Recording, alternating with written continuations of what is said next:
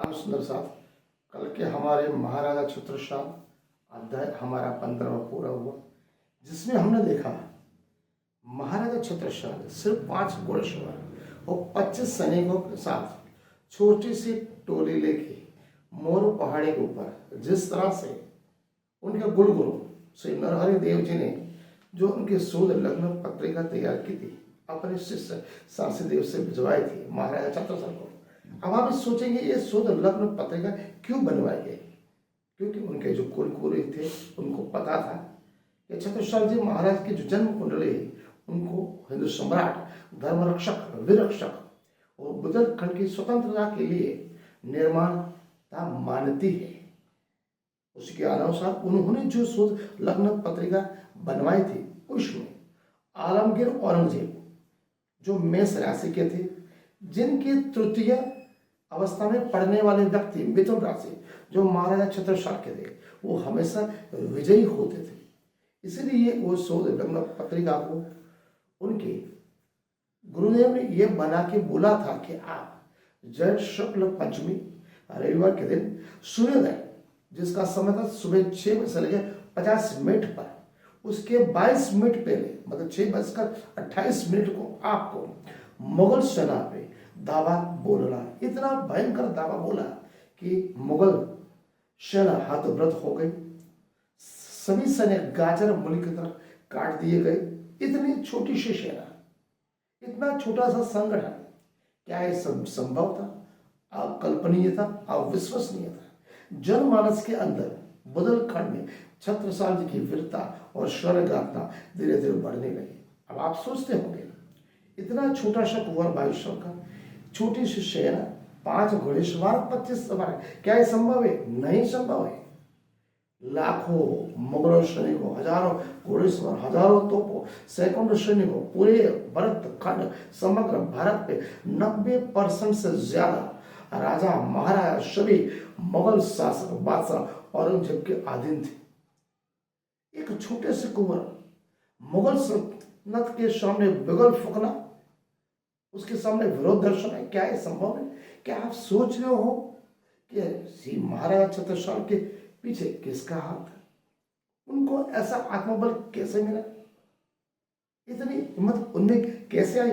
न सिर्फ महाराजा छत्रसाल को अपनी कुल देवी श्री विंध्यवाणी देवी का आशीर्वाद था, साथ साथ उनके परमात्मा शिवाजी जी से हम वो श्री कृष्ण जी जो उनके आराध्य थे, उसी श्री कृष्ण जी, श्री कृष्ण भगवान जब जन्मे तब उनका रोहिणी नक्षत्र था। उसी के आधार पर महाराजा छत्रसाल की शोध लग्न पत्रिका बनवाई गई थी।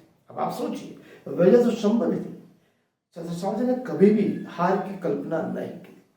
महाराजा छत्रसाल के इस भयंकर देखने वाले युद्ध में हमेशा वो 5 घोड़ेसवार और 25 सैनिकों का जो संगठन था, वो जैसे सूर्य उदय होता है, जब तक सूर्यास्त नहीं होता तब तक उसकी किरणें दिनों दिन बढ़ती जा रही।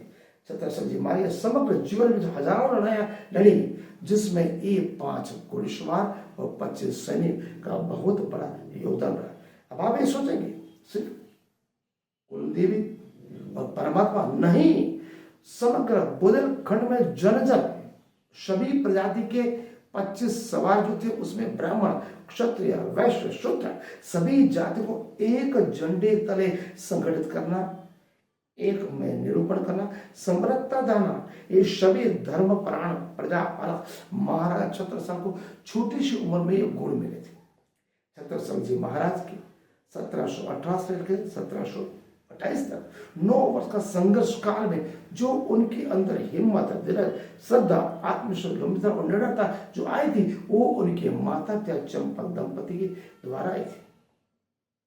लाल कवि ने छत्रप्रकाश ग्रंथ में साथ साथ ओरछा के महाराजा बूढ़े सुजान सिंह को जो औरंगजेब फदाई खां से ओरछा को ध्वंस करने के लिए भेजा था, उस समय महाराजा छत्रसाल ने ओरछा को बचाया था।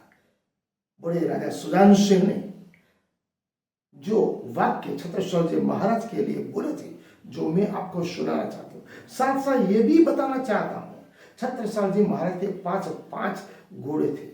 सबसे बड़ा जो घोड़ा था वो भले बहादुर, दूसरे 4 अन्य थे।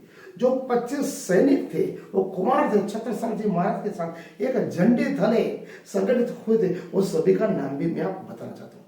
छत्रसाल जी महाराज के जीवन में 2 ध्वज का बहुत महत्वपूर्ण योगदान है। छत्रसाल जी महाराज का जो पहला जो ध्वज था वो पीले रंग का था, जिसके अंदर श्री मारुति का चिन्ह था, साथ साथ उनकी कुलदेवी विंध्यवासिनी देवी का भी चित्र था। सूर्य और चंद्रमा, सूर्य छत्रसाल जी महाराज सूर्यवंशी थे और चंद्रमा उन्नति का प्रतीक होता है। ये ध्वज पीले रंग का था। धीरे धीरे 1728 से 1740 तक छत्रसाल जी महाराज